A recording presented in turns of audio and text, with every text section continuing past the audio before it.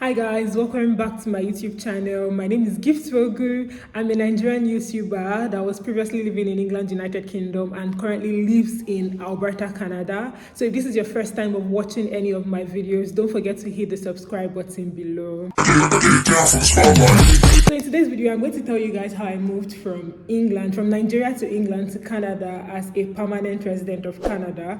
I'm going to give you guys like the story time of this thing that I have been on, this process that I have been on for a couple of years that finally clicked for me and my family. So I'm just going to share with you guys like tips on how I was able to do that, what I had to do, and what you would do, what you can do if you're interested in moving from Nigeria to Canada or from the UK to Canada. I do have a detailed blog post that would have also gone up by the time you'll be seeing this video. It's still in draft now. I'm done writing it though, but I'm going to publish it when I'm in Canada and all of that.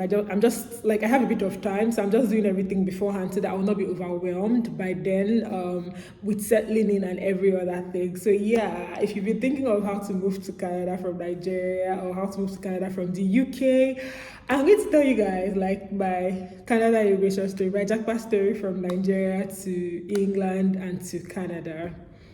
I've always been a big fan of Nigeria. I've always believed in the country. If you had asked me when I was still pursuing my bachelor's degree in English at the University of Nigeria in Nsukka if I wanted to leave Nigeria permanently, the answer would have been no. I never had any intention of leaving Nigeria permanently. I just felt I was going to live in Nigeria. I was going to thrive in Nigeria, grow there, and if I wanted to travel abroad, I was going on holidays. I was going to go on vacations and come back to Nigeria and start my family and do every other thing that I had to do in Nigeria. But I don't think the way that I believed in Nigeria returned the same energy. What Nigeria did was show me shege. And I'm not saying that I had a bad life in Nigeria. If you've been watching my YouTube channel for the longest time, you would know that I did not have a bad life. I was quite comfortable and I was able to like thrive in my career. I kind of reached the height of my career.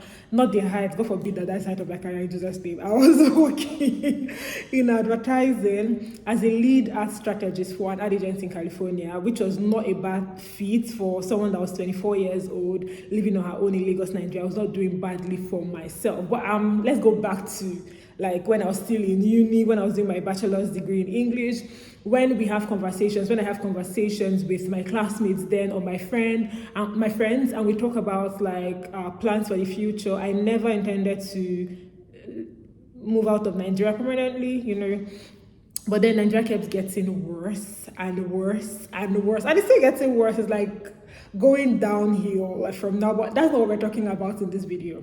So I was saying I was never super into living in Nigeria. I've always been someone that believed in Nigeria. I always wanted to live in Nigeria, but we did not share. The feeling was not mutual. That's the word. The feeling was not mutual. Nigeria did not give me the same energy that I actually gave it. I graduated from my bachelor's program at the University of Nigeria in 2017. And then I got a job almost immediately in 2017. I graduated in July 2017. And then I got a job in a PR agency in 2017 still. I think I got the job and I resumed on the 1st of October 2017 in a PR agency as a content manager. At that job, I worked with a lot of exciting campaigns and some of the biggest brands in the world. I worked on that job from 2017 to 2018 when I had to go for my national youth service. So I resigned from that job around March, April 2018 and went for my youth service in Lagos in 2018 April. So I started that job from when I finished my undergraduate program in 2017 July. Started that job in 2017 still. It was a PR agency in Lagos, and I worked at that job till 2018 March, April when I resigned to go for my national youth service program. I actually served in Lagos. I was first posted to a law firm that it didn't work out well with me and where they posted me to. Okay, so they had to reject me, and I completed my NYSC at Radio Nigeria. So I worked at Radio Nigeria from 2018 till 2019 when I was done with my NYSC. So now the whole story of trying to relocate from Nigeria started in 2019. So beginning of 2019, when I was still pursuing my master, my NYSC, I was still trying to complete my NYSC. my cousin my cousin told me something about the Commonwealth shared scholarship, and he was like, oh, you might want to apply for the scholarship.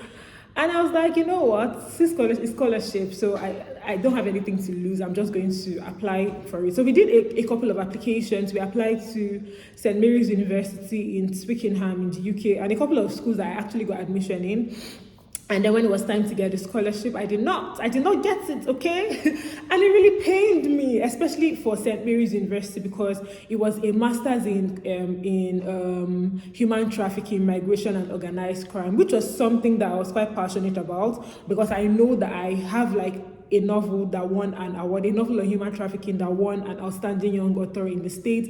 And then I had also gone on a couple of anti-human trafficking stuff. I went to Benin Republic sometime in 2019 to work with a foundation that works with people that have been trafficked and all of that. So I just thought my previous work experience in human trafficking, my novel on human trafficking, and my proper work experience working in PR and interning in the bank in my third year in uni was going to give me, the experience or whatever to get that scholarship.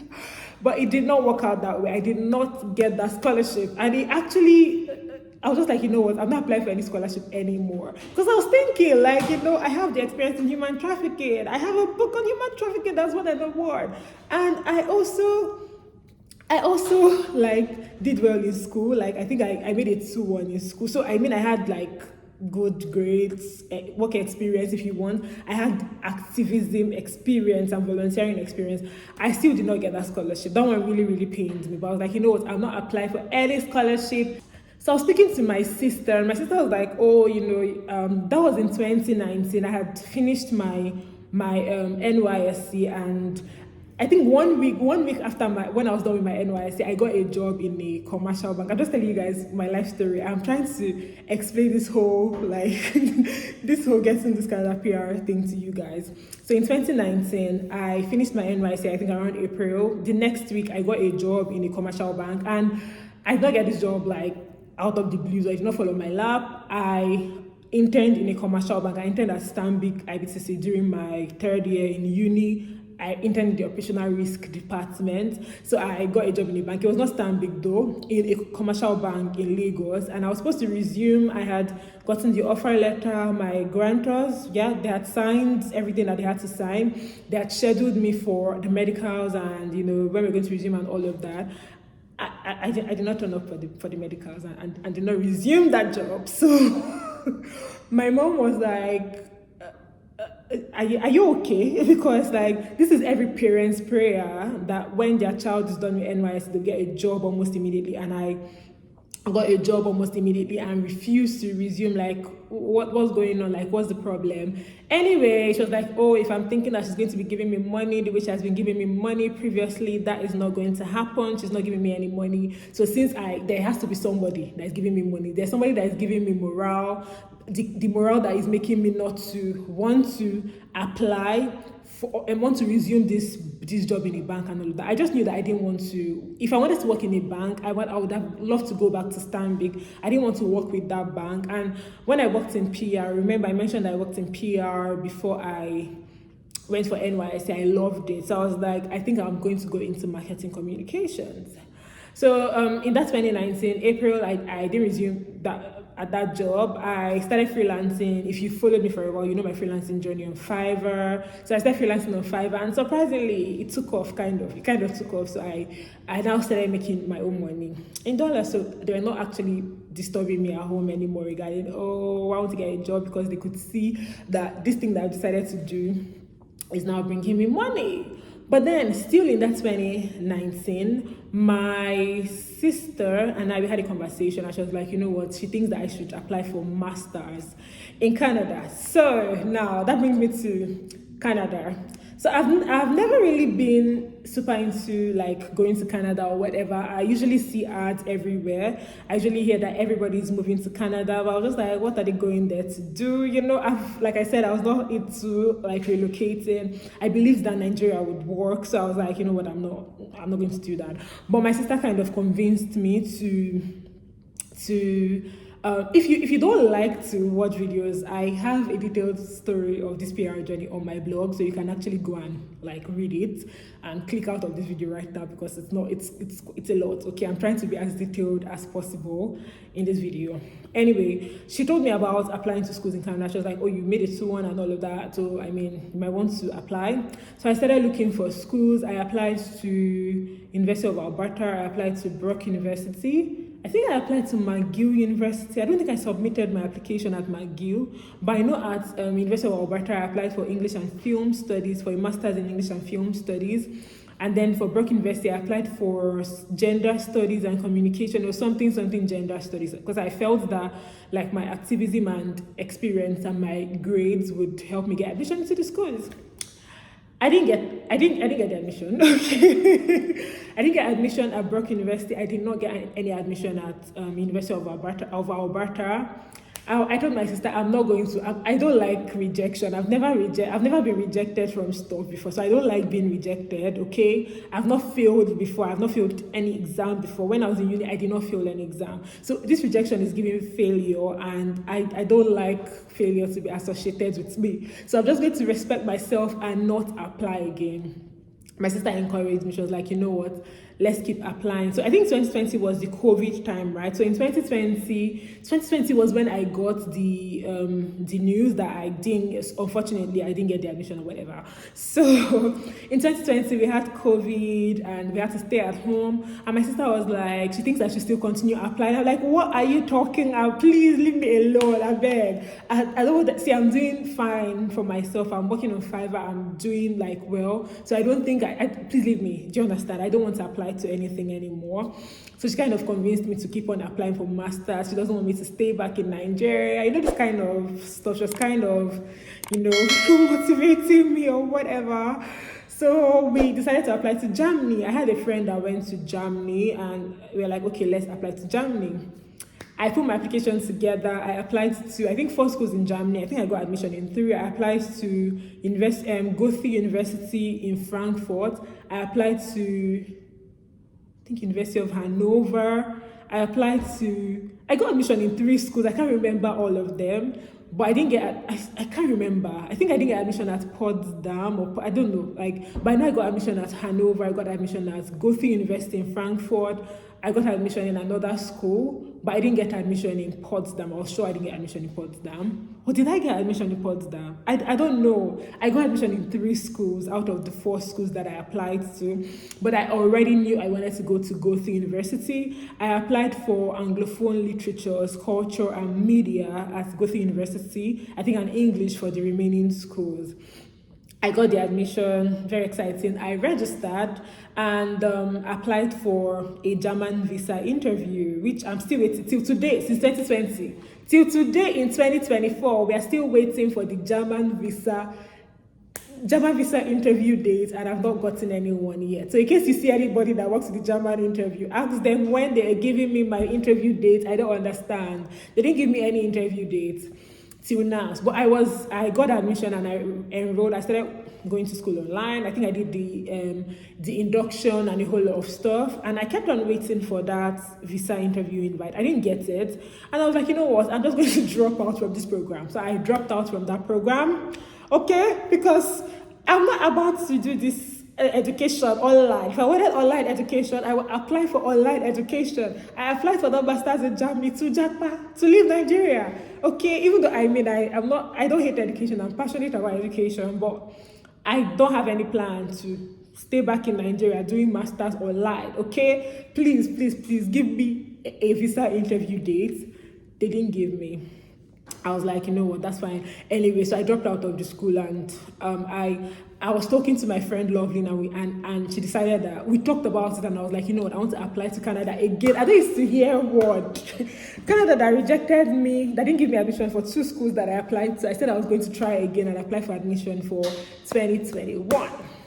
So in that 2020, what happened? Yeah, in 2020, while I was still doing the online school before I dropped out, in 2019, I reached out to one of my secondary school classmates in Canada, and I was like, oh, I want to apply to schools in Canada. Of course, I've researched, I researched extensively. I I read about like, how to apply. I just wanted like, insights from someone there. And this girl was like, you need to submit a CV or resume. Do you know what that is? Or if you know what that is, hey.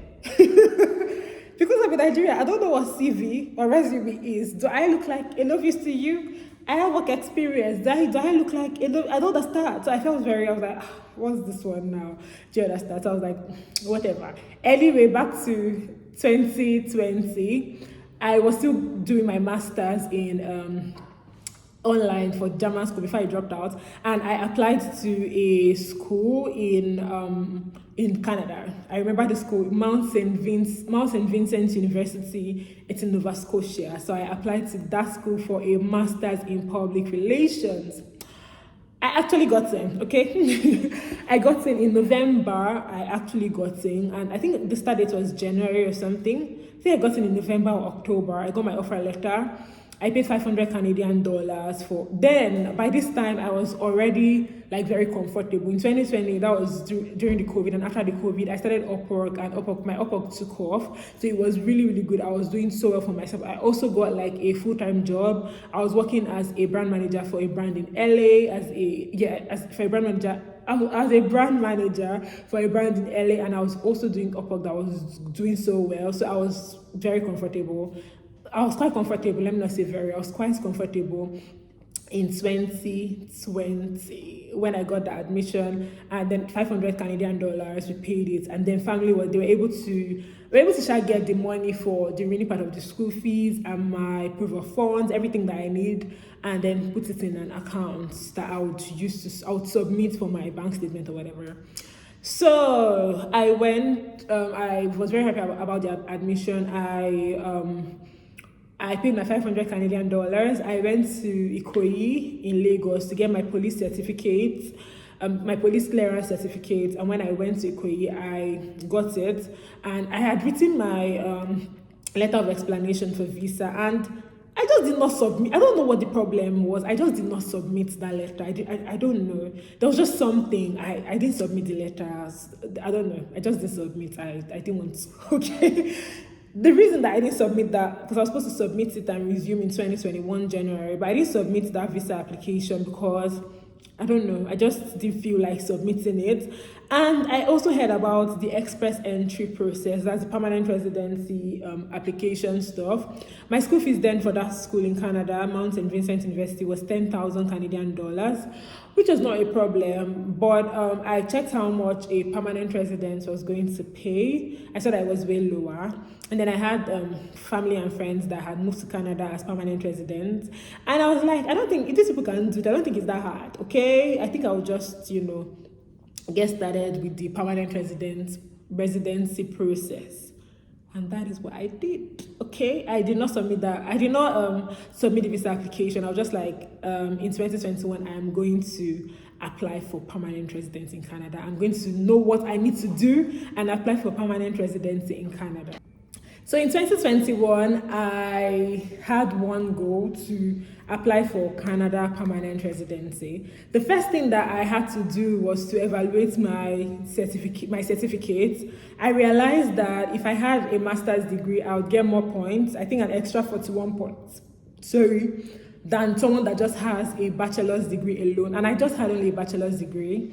I also realized that someone that has OND and HND would get more points than me that had just a bachelor's degree. So I decided to look for what to do to get more points. I knew that I did not have a master's. I wanted something quick that I could do, write the exam and pass quickly, that would give me a diploma that would give me more points. That would award me a diploma that would give me more points. And that was when I discovered the insurance exam, the CIIN. I think it's Chartered Insurance Institute of Nigeria, or Chartered Institute of, I don't know, CIIN is an insurance exam. So I discovered it. I saw ACCA, but I'm not very good in mathematics, and I wanted to be an accountant before, but because of mathematics, I was not so good at it. So that dream had to die. So I knew that ACCA was out of the question for me. It does not, I'm not saying that if I prepared for the ACCA, I'll probably have not passed it. I probably would have, but I just did not want to take any chances. And these exams, they cost me money that I was funding myself.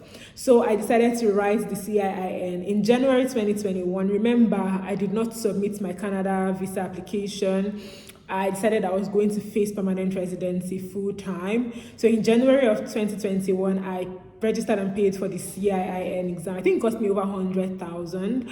I did not mind. I registered and I paid for the exam to write in April of 2021.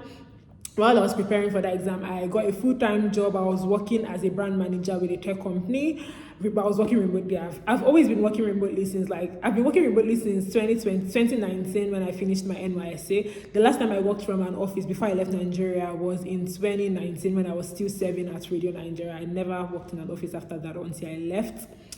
Anyway, I paid for my CIIN exam for April, and the next thing was to do my evaluation. I just wanted to pay for the evaluation, get it out of the way.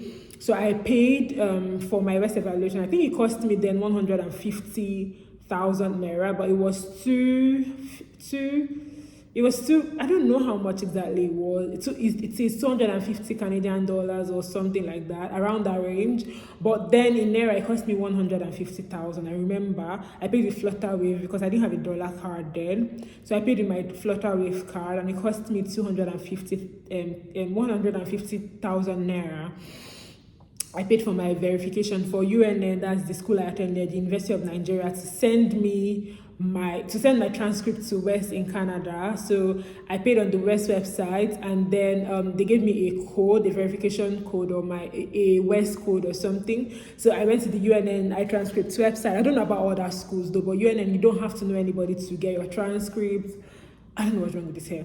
You don't have to know anybody to get your transcripts. You can get your transcripts online, like 100% online. You don't have to know anybody to get it. So that's what I did. I went to the UNN iTranscripts website and just filled everything that I needed. And yeah, I paid for my transcript to be sent to West. So in April 2021, I wrote my CIIN exam. I don't know how I was doing that. I was doing freelancing. I was doing Upwork. I was also studying for the exam. How I passed that exam with 4 distinctions and 1 pass, I have absolutely no idea.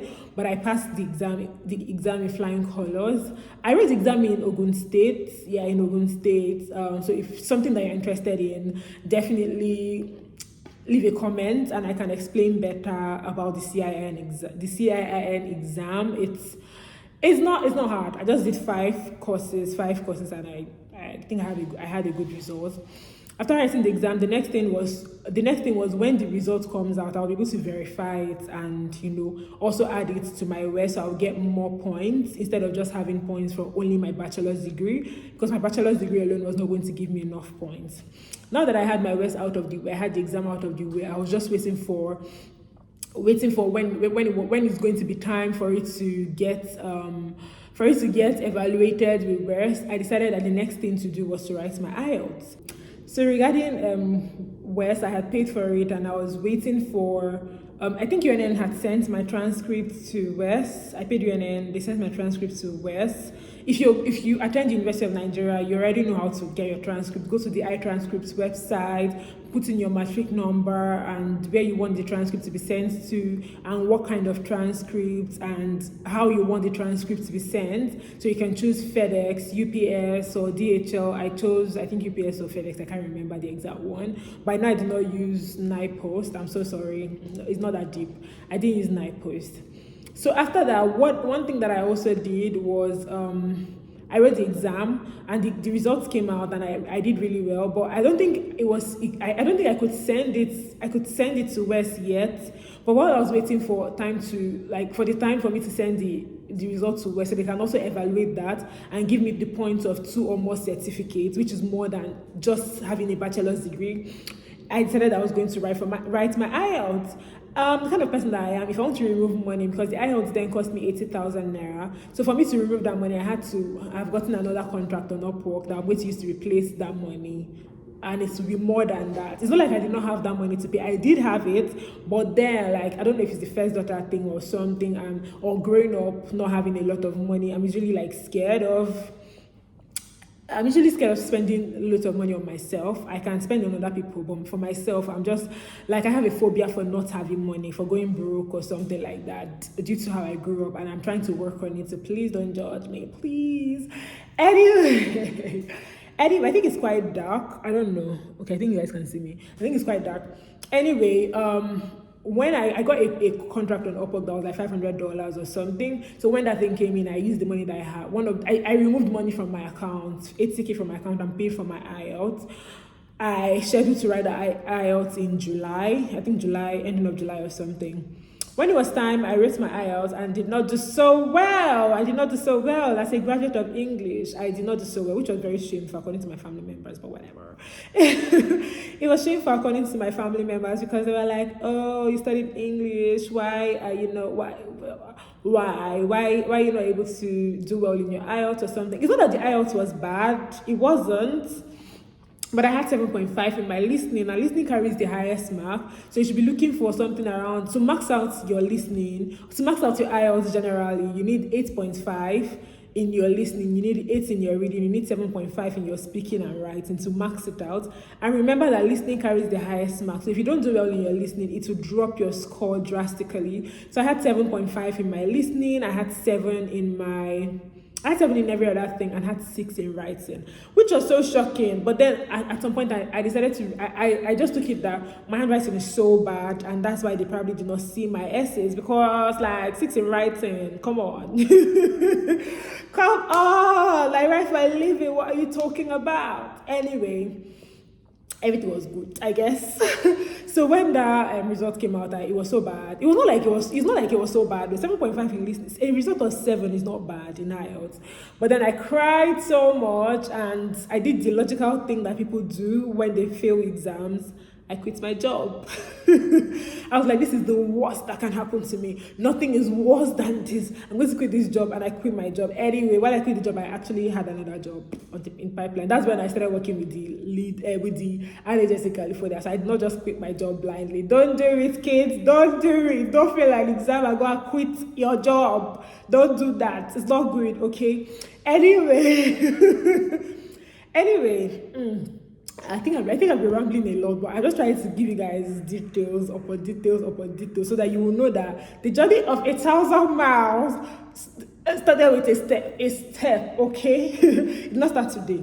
Anyway, I said I was going to write the IELTS again. I was going to pay another 80,000 naira to write the exam. I wrote my first one in Unilag, but while I was, thinking about paying again, and I already had this new job, and I already had my West verification, and I had like my results. So what was holding me was the IELTS. I spoke to my cousin in England about it, and a friend of mine, to Ifeanyi, both of them answered Ifeanyi. My cousin is Ifeanyi, my friend is Ifeanyi.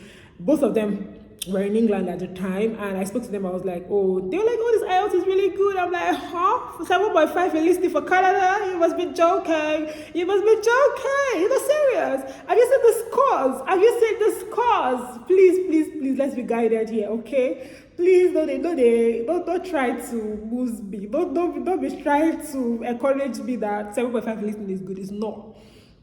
Anyway, they're like, oh, you know what? You should try UK. That was in July. That result came out in July, and I was preparing to write another IELTS in like August, September. And this thing is costing me money. I had already spent a lot of money. There was rent that I paid. There was CIIN that I paid over 100K. There was West that I paid over 150,000 naira, plus how much I paid UNM for my transcripts, how much I paid for the verification. It was a lot of spending in 2021. And now you're telling me to come and be applying for schools in the UK. That's like, you want to finish all my savings, all the money that I've managed to gather for myself. As somebody that was living on her own, a 25-year-old person, you want to collect this from me? Please. UK, I was not a fan of the UK. I was like, see, I don't want to go to school. I don't have money. So they're like, oh, you can use your savings, go to the UK. I was like, you know what? Let's do it. So instead of wallowing in tears for the IELTS that I failed, I was like, let me just apply to schools randomly. So I applied to Teesside University for a master's in something communications, marketing communications. I applied to 4 schools in the UK: Teesside University, the University of Hertfordshire. I applied for a master's in management in digital marketing. I wanted to do marketing basically, but they didn't have marketing, but they had management with digital marketing. I applied to the University of Hertfordshire. I applied to, I think, 2 more schools: Queen Mary University, and there was also University of Brighton. I also got admission in University of Brighton. I think I got admission to all the schools that I actually applied to in the UK, and decided to go for the University of Hertfordshire. I'm going to put a link to my UK journey here so that I don't go rambling about it. So I was like, I still had in mind that I was still going to go to Canada, because I knew that I had studied the immigration process in the UK, and I just thought that I didn't want anything that would come and be stressing me, or anything that would make me worried about any immigration law. So I was like, you know what, I'm not going to stay here for long. I'll still continue my Canada, maybe when I'm done with my math. So I'm going to try not to go into details regarding my moving to the UK journey. I think I've talked about it extensively. So I'm going to put a link here and in the description box if you want to watch my UK playlist, how I moved to the UK and all of that. But like I said, I applied to 4 schools, got all the admissions, decided to go with the University of Hertfordshire, submitted my application, applied for my visa, got my visa. I booked my flights before even getting the decision. I somehow knew that I was going to get it, so I booked my flights in faith, and when I got my visa on a Tuesday and traveled on a Thursday. So I had like faith in God. Okay, then I moved to the UK and started my master's program, but I knew that I had evaluated the immigration options available for me as an international student. Like I said, I'm someone that researches a lot, so I don't venture into stuff that I don't know about. So I just decided that, you know what, I'm not going to stay here, because it was either I get a job, and in that job, like, the job has to sponsor me or something like that, or get a post-study visa, which I knew that I was going to get, because I did not want my stay to be tied to any job. I wanted the freedom that comes with having a post-study or whatever, or doing whatever job I want to do, and doing whatever I want to do without the fear of, eye service, and without doing any eye service, just so that they will not fire me because my stay is tied to a particular visa. I also knew that I did not want to do care, like, eventually. Do you understand? Like, I didn't want a sponsorship in care. I didn't want a sponsorship in care. It's 5 years. I know they'll say it's 5 years, but it's not 5 years. I knew what I achieved. I know what I achieved in 5 years from when I graduated from the University of Nigeria till 5 years time. So I know that it's not 5 years. It's not just 5 years, and I did not want to dedicate my life to my 5 years to healthcare or doing care work. I'm not saying that it's bad or demeaning or whatever. Like, if it's what you want to do, that's fine, but I just do not want my visa or my stay to be tied to a job, and especially not care. I knew that if I wanted to get a sponsorship in the UK, it had to be in a professional job. I just did not want to get a sponsorship in care. I did not want to do that, which, like I said, it's my opinion. It's my personal opinion. I'm not an immigration consultant. This is my opinion, my YouTube channel. I'm saying what I think. People are angry these days. You just say one thing and everybody's flaring up. So I'm trying to be as careful as possible. Anyway, I knew that I did not want to get any sponsorship regarding care, so I just removed my mind from it completely and decided that I was going to apply for a post-study after my postgraduate program. I finished my postgraduate program. This was 2022. We have entered 2022 now, when I moved to the UK in January 2022. I finished my program in June 2023, and before I finished my program, in the beginning of June, my partner, then I had already gotten married. So my partner, in the beginning of June, my sister kept on disturbing me, the one I told you about. She kept on disturbing me, like, you should apply for Canada PR, you should apply for, when I write in your IELTS, you need to do this and that. I already knew that I was going to do Canada, but like I said, I kind of procrastinate a lot. So I was like, I will do it later and later and later, but I eventually did not do it. So I'm very grateful that I had people encouraging me, like, oh, you should write this, you should write that. So in June of 2023, we paid for the IELTS General. When I say we, my partner and I, we paid for the IELTS General for July. So I finished my program in June, submitted my project, and everything was done completely, a graduate and all of that. So immediately I finished, while the IELTS had been paid for, I paid for my WES. I had already done West in Nigeria for my bachelor's degree, and the CIIN, I did not do the West for it because I said, I'm not going to Canada now. Let me just face my master's for now. Now that I had the master's and my results were out already, I was like, you know what, I'm just going to add my master's to my West verification. So I logged into my West portal and added paid again. I think I paid £50 or £50 or less than that for West to give me a reference number, and they asked me to send that reference number to the University of Hertfordshire. So I got the transcripts email, admin and transcripts email address, and I sent them my West reference number. West said they have a relationship in my school, so it was quite different from Nigeria, where my school had to send the hard copy of the West of my transcripts to West via DHL or something. With the University of Hertfordshire, since West already has a relationship with my school, they just needed to send my transcripts via email to West. So my school, I emailed my school and they sent my transcripts to West, I think that day or the next day. I didn't have to pay any extra money after paying that £50. And West sent me a message that they've gotten my transcript. In less than 10 days, my evaluation was done. Like, it was done and dusted. Like, in less than 10 days, my evaluation was done and dusted. My partner had to do his own evaluation from the school that he went in Nigeria, and it took quite a while, but the good thing is that we actually started his own way before, like June. I think in like May, April, we started his own evaluation, and it was done by June. I think by June, July. By July, basically, we were all done with our evaluation. By July, I was very sick in July. I was in the hospital, in and out of the hospital, so I was not working a lot, and I had to write my IELTS on the 29th of July. I don't know how I read for the IELTS. I was dealing with a lot of pain and I was really ill and I was in and out of the hospital. But then I was not working. That's the good part. I stayed at home and one person was working. My partner was working anyway.